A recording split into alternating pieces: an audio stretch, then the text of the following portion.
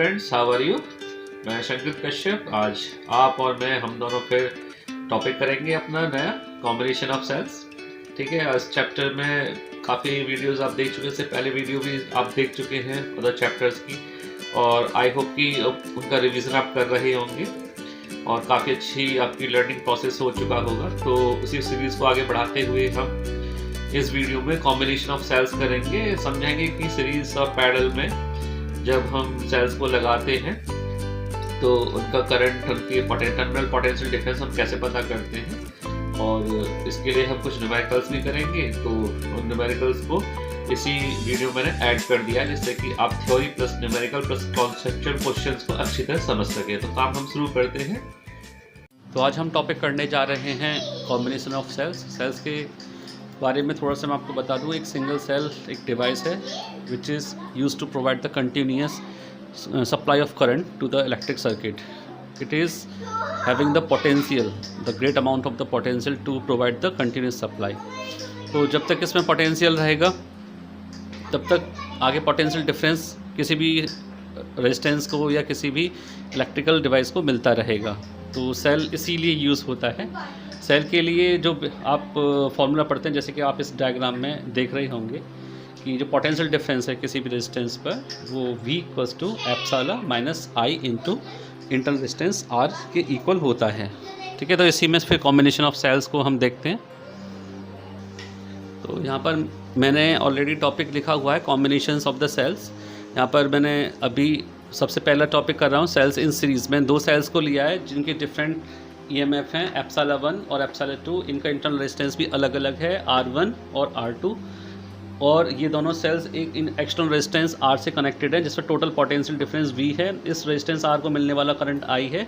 इसका मतलब ये हुआ कि R पर जो टोटल पोटेंशियल डिफरेंस आ रहा है, एक तो सेल नंबर फर्स्ट दे रहा है V1 और एक सेल नंबर 2 दे रहा है अपना V2। इस तरीके से टोटल पोटेंशियल डिफरेंस है V इक्वल्स टू हो जाएगा V1 प्लस V2। तो यहाँ पर जो फर्स्ट सेल का पोटेंशियल डिफरेंस हो जाएगा epsilon 1 minus I into R1 plus second cell का हो जाएगा epsilon 2 minus I into R2। तो ये करंट कॉमन इसलिए क्योंकि दोनों सेल से जो करंट जाएगा वो कांस्टेंट रहेगा, कॉमन रहेगा। ये जैसे मैं लास्ट वीडियो में कहा था, अगर आपका क्वेश्चन ये है कि यहाँ पर डिफरेंट करंट क्यों नहीं है, तो आप मुझे कमेंट करके पूछ सकते हैं। इसके बाद में फिर आप यहाँ पर जो एप्सिलॉन 1 और एप्सिलॉन 2 है इसको एक तरफ कर लेते हैं, I को कॉमन लेकर R1 प्लस R2 लिख लेते हैं। लेकिन जैसे कि अभी मैंने आपको बताया पिछले डायग्राम में कि जो सेल है उसका potential difference, total potential difference किसी भी रेजिस्टेंस पर V equals to epsilon minus IR के इक्वल होता है।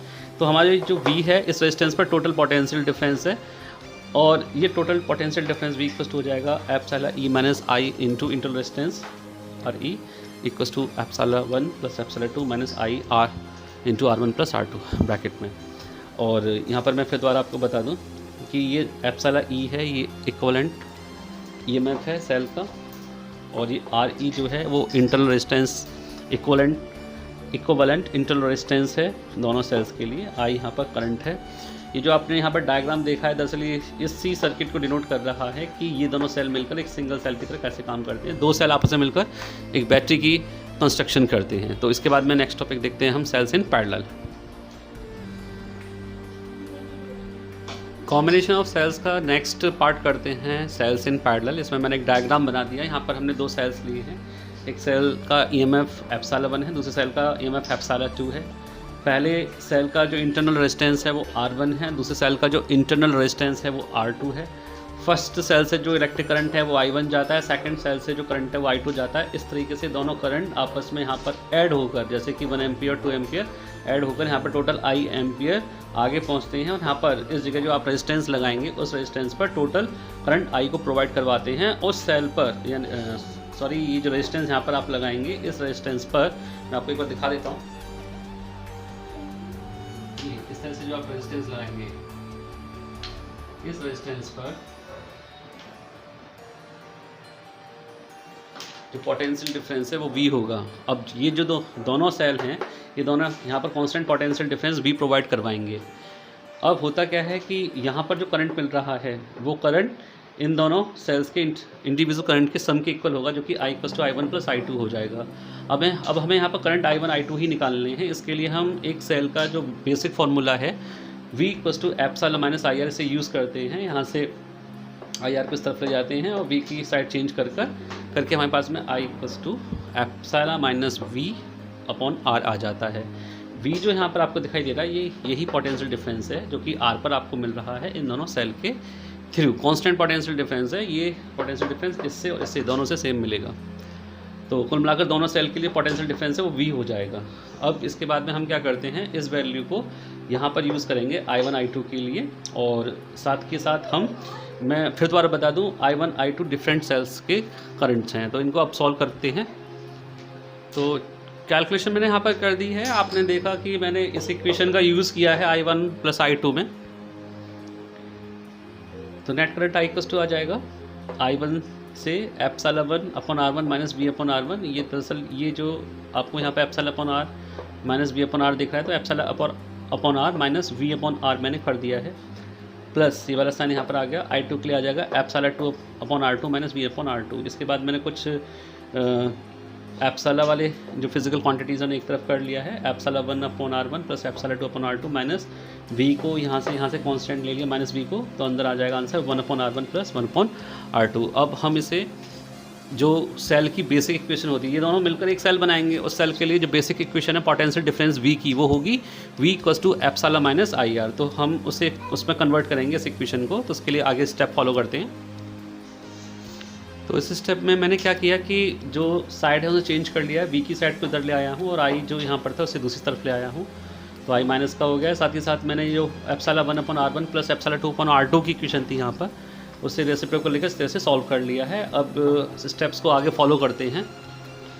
तो इस तरह से सॉल्व होकर आपकी इक्वेशन आ जाएगी v इक्वल्स टू ये जो R1 plus R2 upon R1 R2 है, इसको मैंने डिवाइड कर दिया है इस पूरी इक्वेशन से।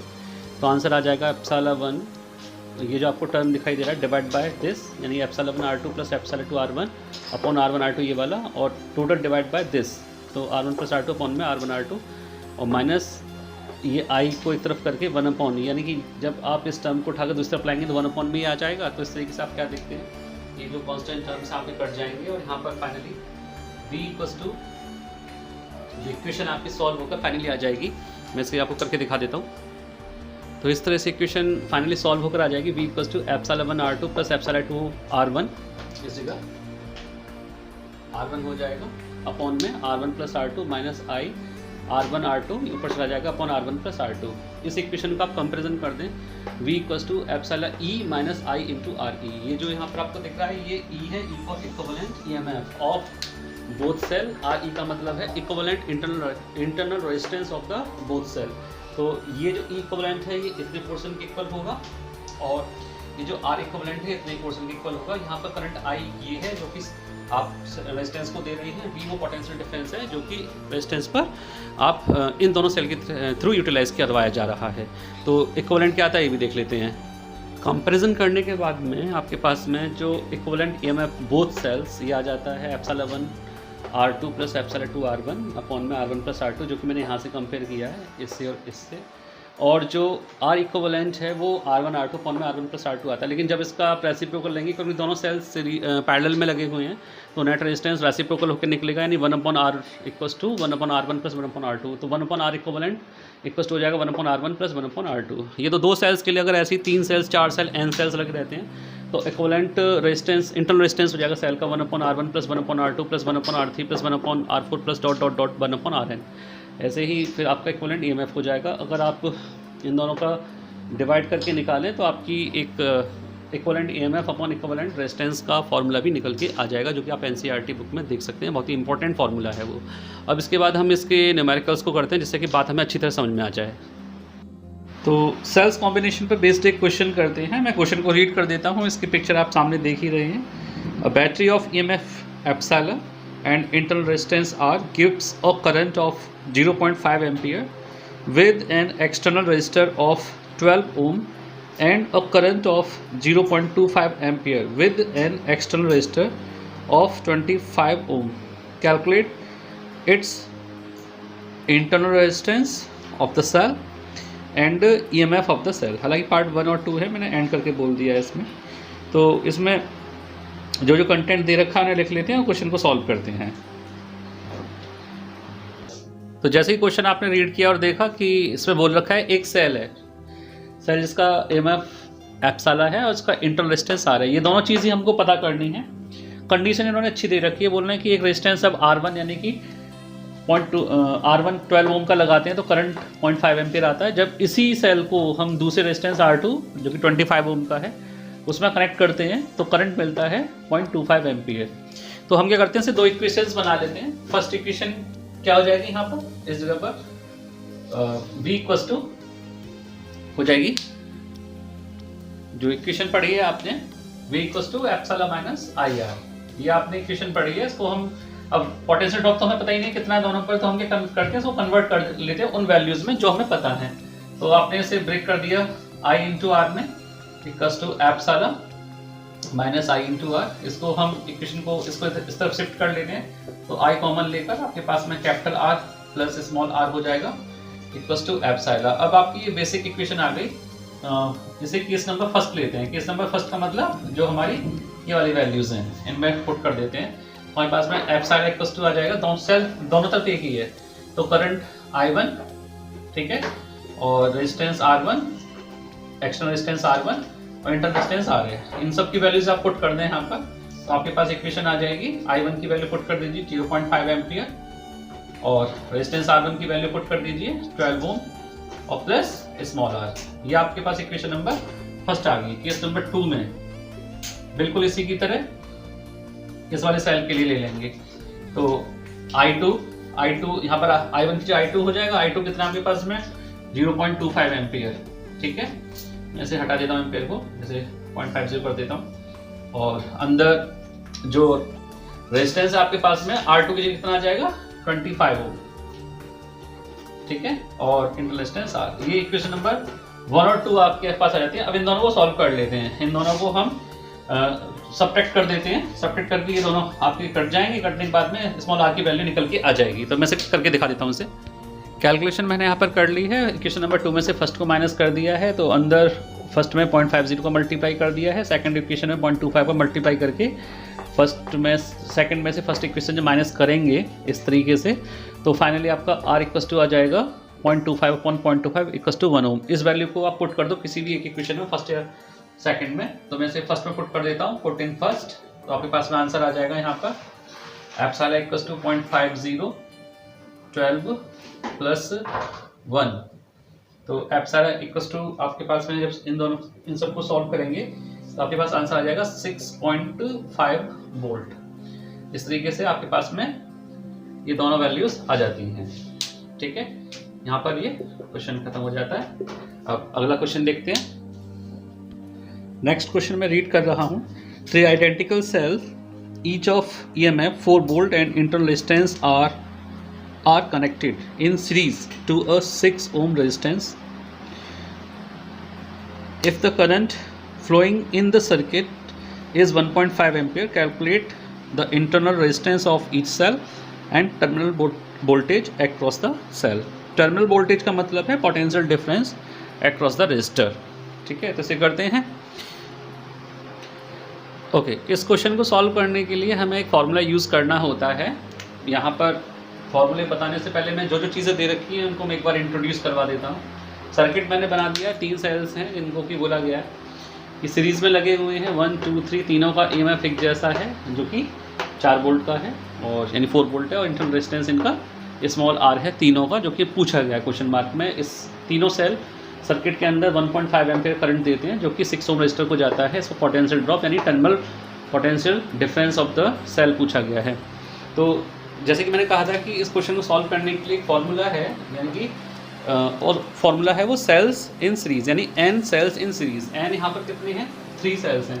तो हमारे पास ये फॉर्मूला है I equals to n into epsilon, यानी कि एक सेल की वैल्यू अपॉन में capital R plus n into small r। यहाँ पर ये सारी वैल्यूज आपको दे रखी है। ये करंट आपको यहाँ पर दिया गया 1.5 एम्पियर, ठीक है। n कितना है 3, एप्सिलॉन की वैल्यू कितनी है 4 अपॉन में capital R 6 plus 3 into small r। तो कुल मिलाकर जब आप इसे सॉल्व करते हैं 1.5 6 9.0 प्लस 4.5 R इक्वल टू 3 4 12। आपके पास R जो है सॉल्व होकर फाइनली आ जाता है 2/3 ओम। दिखा देता हूँ मैं आपको यहाँ पर 12 माइनस 9 अपॉन 4.5 यानी कि 3 डिवाइड बाय 4.5 30 अपॉन 45 ये हो जाएगा 15 2 30 53 45 ओम। 2/3 ओम आपका आंसर आ जाएगा। अब इस वैल्यू को आप पोटेंशियल डिफरेंस में पुट कर दें, V निकालना हो, बहुत आसान है। अब तो V में तो कुछ है ही नहीं, यहाँ पर V equal to simple Ohm's law लगाइए, I इंटू आर। I आपको पहले से दे रखा 1.5 और रेजिस्टेंस 6 है, तो टर्मिनल पोटेंशियल वोल्टेज कितनी आ जाएगी 9 वोल्ट। यानी कि टोटल वोल्टेज कितनी यहाँ पे पास में 4 + 4 + 4 12 वोल्ट, लेकिन यहाँ पे यूटिलाइज कितनी हो रही है 9 वोल्ट। यही आपकी टर्मिनल पोटेंशियल डिफरेंस है। नेक्स्ट क्वेश्चन करते हैं। नेक्स्ट क्वेश्चन में रीड करता हूँ, इसका डायग्राम सामने बना हुआ है। The given circuit consist of the 2 cells opposing each other and a number of resistors. Find the circuit in each resistor and potential difference across each cell. तो इसमें सर्किट डायग्राम आपको सामने दे रखा है। दोनों सेल्स आप देख रखे हैं, दोनों सेल्स सीरीज में तो हैं बट इनके टर्मिनल्स अपोजिट कनेक्टेड हैं। तो यहाँ पर हमें थोड़ा सा एक नया कॉन्सेप्ट सीखने को मिलेगा। मैं आपको इसको बताता हूँ कैसे सॉल्व होगा। ये पहले जो कंटेंट दे रखा है उसे लिख लेते हैं, ठीक है। तो क्वेश्चन में एक बार समझा देता हूँ आपको। ये सर्किट आपने देख ही लिया है। यहाँ पर मैंने फर्स्ट वाली बैटरी इसको माना है 4 वोल्ट को, इसका EMF ε1 4 वोल्ट हो गया। इंटरनल रेजिस्टेंस R1 0.5 ओम हो गया, ये लिख रहा है यहाँ पर। और सेकंड बैटरी ε2 की वैल्यू 8 वोल्ट हो गई और इंटरनल रेजिस्टेंस 1 ओम का हो गया। ये दोनों सेल का कॉम्बिनेशन, पहले रेजिस्टेंस R1 4.5 ओम से जुड़ा हुआ है, इसके साथ ही कॉम्बिनेशन 2 रेजिस्टेंस के कॉम्बिनेशन जो कि पैरेलल में है 3 ओम और 6 ओम के साथ कनेक्टेड है। 3 ओम को मैंने R2 नाम दिया है और जो 6 ओम है उसे मैंने R3 नाम दिया है। जैसे कि इन्होंने कहा है कि हर एक रेजिस्टेंस पर करंट बताइए, निकल जाएगा, कोई दिक्कत नहीं है। करंट निकालने के लिए हमें एक तो टोटल रेजिस्टेंस चाहिए होगा और यहाँ का EMF चाहिए होगा। तो EMF भी हमारे पास में है और रेजिस्टेंस हम इन दोनों को पैरेलल में और फिर इन दोनों का जो कॉम्बिनेशन आएगा उसके 4.5 के साथ सीरीज़ में निकाल लेंगे। तो यहाँ पे नई बात जो है वो ये है, आप जो कनेक्शन देख रहे हैं पॉजिटिव टू पॉजिटिव कनेक्टेड है। ये केस ऑफ चार्जिंग है, यानी कि यहाँ पर 8 वोल्ट की जो बड़ी वाली बैटरी है that is going to charge the smaller battery of 4 volt, यानी कि जो बड़ी वाली बैटरी है 8 वोल्ट की 4 वोल्ट को चार्ज कर रही है। तो जो नेट EMF है वो कितना हो जाएगा आपका, नेट EMF एप्सिलॉन इक्वल हो जाएगा 8 - 4 वोल्ट, यानी कि 4 वोल्ट का ये नेट EMF हो जाएगा। AB पर रेजिस्टेंस कितना आ जाएगा, इसे मैं RP का नाम दे देता हूँ। एक बार तो ये खत्म हुई आपकी। सेकंड रेजिस्टेंस निकाल लो, यहाँ पर रेजिस्टेंस कितना हो जाएगा, इस जगह पर रेजिस्टेंस हो जाएगा R1 यानी कि R2 R3 अपॉन में R2 + R3, ठीक है। सारी वैल्यूज़ को पुट कर दो। R2 की वैल्यू 3 × 6 अपॉन में 3 + 6, तो 3 6 18 अपॉन 9, यानी कि RP कितना आ गया आपके पास में, ये आ गया 2 ओम, ठीक है। अब यहाँ पर 2 ओम का रेजिस्टेंस आ गया है। सर्किट को एक बार मैं रीड्रॉ कर देता हूँ जिससे कि आपको ये बात समझ में आ जाए कि ये दोनों रेजिस्टेंस एक कैसे हैं। अच्छा, एक चीज़ और कि यहाँ पर ये जो हर एक रेजिस्टेंस पर आपको करंट बताना है, तो यहाँ पर जो करंट है वो इन दोनों पर ही उतना ही होगा, बट ये दोनों रेजिस्टेंस पैरेलल में इंडिविजुअल करंट यानी सेपरेट करंट को यूटिलाइज करेंगे। जैसे कि 3 ओम वाला I1 को कंज्यूम करेगा, 6 ओम वाला I2 कंज्यूम करेगा। तो इसलिए मैंने यहाँ पर I1 और I2 लिख दिए। इनको भी निकालने के लिए हमें यहाँ पर पोटेंशियल डिफरेंस भी चाहिए होगा, तो उसे भी निकाल लेते हैं पोटेंशियल डिफरेंस को। एक बार मैं सर्किट रीड्रॉ कर देता हूँ। सर्किट को मैंने रीड्रॉ कर दिया है। इन दोनों से जो रेजिस्टेंस है 3 और 6 इनको पैरेलल में यहाँ पर दिखा दिया। सॉल्व करके 2 ओम आ चुका है इस जगह पर। अब हम करंट निकालते हैं। यहाँ पे जो करंट I आ रहा है, इस करंट को निकालने के लिए मैंने पहले ही कहा कैलकुलेशन कर रखी है। इसका थर्ड पार्ट नाम दे दिया। फर्स्ट पार्ट में हमने नेट EMF निकाला, सेकंड पार्ट में हमने इन दोनों रेजिस्टेंस को पैरेलल में सॉल्व किया। नेट रेजिस्टेंस हमारा पैरेलल में आया 2 ओम का। थर्ड पार्ट में हमने करंट को निकाला है। तो करंट हो जाएगा EMF अपॉन टोटल रेजिस्टेंस, यानी ओम्स लॉ के अकॉर्डिंग सिंपल फॉर्मूला क्या होगा, नेट EMF अपॉन में टोटल रेजिस्टेंस। तो इक्विवेलेंट रेजिस्टेंस कितना हो जाएगा, 4.5 + 2 + 1 + 0.5, जो कि मैंने यहाँ पर लिख दिया है। नेट EMF आपने पहले ही लिख रखा है 4 वोल्ट, तो आपके पास आंसर आ जाएगा 4/8, यानी कि 1/2 = 0.5 एम्पियर। ये आपका सॉल्यूशन यहाँ पर हो गया। अब इसके बाद में आप करंट I1 निकालें। ठीक है, तो I1 I2 के लिए पहले हम V निकाल लेते हैं। इसको मैंने BP नाम दे दिया। BP का मतलब हो गया पोटेंशियल एट पैरेलल कॉम्बिनेशन। तो यहाँ पर जो करंट आ रहा है R3 2 ओम पर वो 0.5 एम्पियर का आ रहा है, इसलिए पोटेंशियल कितना हो जाएगा इस 2 ओम पर, यानी कि पैरेलल कॉम्बिनेशन पर ये हो जाएगा current I into RP equals to 0.5 multiply with 2 equals to 2 5 10 यानी 1.0 वोल्ट। इसके बाद में करंट I1 फोर्थ पार्ट में हम निकालते हैं करंट I1 यानी कि इस रेजिस्टेंस पर I1 कितना होगा। तो जैसे कि मैंने पहले बताया कि 3 ओम 6 ओम पैरेलल में, तो इन पर जो पोटेंशियल निकला है पोटेंशियल ड्रॉप 1 वोल्ट वो दोनों पर कांस्टेंट होगा। तो करंट I1 इक्वल्स टू हो जाएगा ओम्स लॉ के अकॉर्डिंग V अपॉन R, तो VP अपॉन R2। VP की वैल्यू भी आपने निकाली है 1, R2 आपके पास में 3 है, 1/3 एम्पियर आ जाएगा आंसर आपका। और I2 कितना आ जाएगा VP अपॉन में R3। VP 1 आपने निकाला है ये रखा, और R3 की वैल्यू कितनी है 6 यानी 1/6 एम्पियर। ठीक है, ये दोनों वैल्यूज़ आ गई। इन दोनों करंट को अगर आप ऐड करते हो ना आपकी टोटल वैल्यू 0.5 एम्पियर के बराबर आती है। तो इसका मतलब आपका आंसर बिल्कुल ठीक है, आप इसे देख भी सकते हैं खुद सॉल्व करके। इसका नेक्स्ट पार्ट करते हैं, लास्ट पार्ट जैसे कि अभी आपने देखा था डायग्राम में कि पूछ रहे थे कि हर एक सेल पर पोटेंशियल डिफरेंस कितना होगा हर एक सेल पर। तो आप अगर सेल नंबर सेकंड को देखें, ये वाला इसका मैं पोटेंशियल डिफरेंस अगर V2 बोल दूँ, तो ये वाला जो सेल है सेकंड सेल क्या कर रहा है इस समय चार्जिंग का काम कर रहा है, यानी कि इसके थ्रू चार्जिंग हो रही है। और जिस आपका फर्स्ट सेल है ये चार्जिंग ले रहा है V1।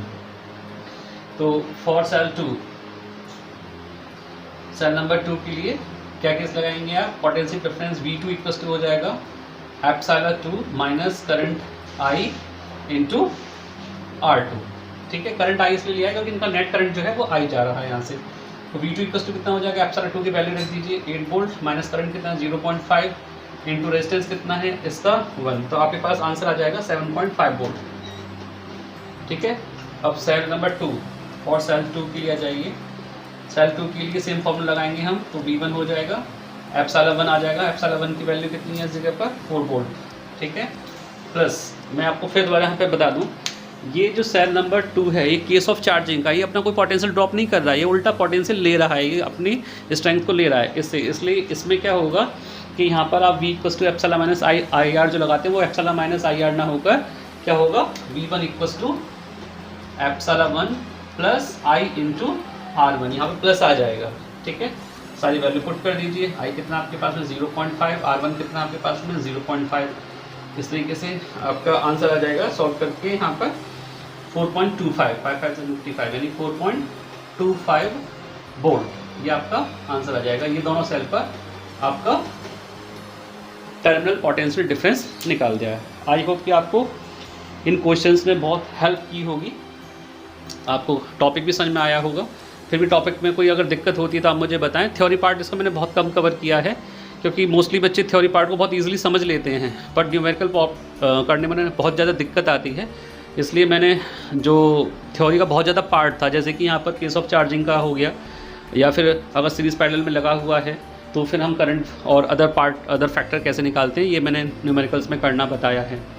तो आपको ये टॉपिक भी समझ में आ गया होगा, आपको न्यूमेरिकल्स भी समझ में आ गए होंगे, प्रोसेस भी आपको अच्छा लगा होगा। आप अगर ये सब चीज़ें आपके बिल्कुल फ़ायदे की साबित हुई हैं तो आप इस वीडियो को बिल्कुल शेयर करें, लाइक करें और चैनल को सब्सक्राइब करें, जिससे कि मैं नई जब भी वीडियो डालूं तो आपके पास नोटिफिकेशन आ सके और आप इसका पूरा फ़ायदा उठा सकें। किसी प्रॉब्लम के लिए आप कमेंट ज़रूर करें। थैंक यू वेरी मच और मिलते हैं नेक्स्ट वीडियो में।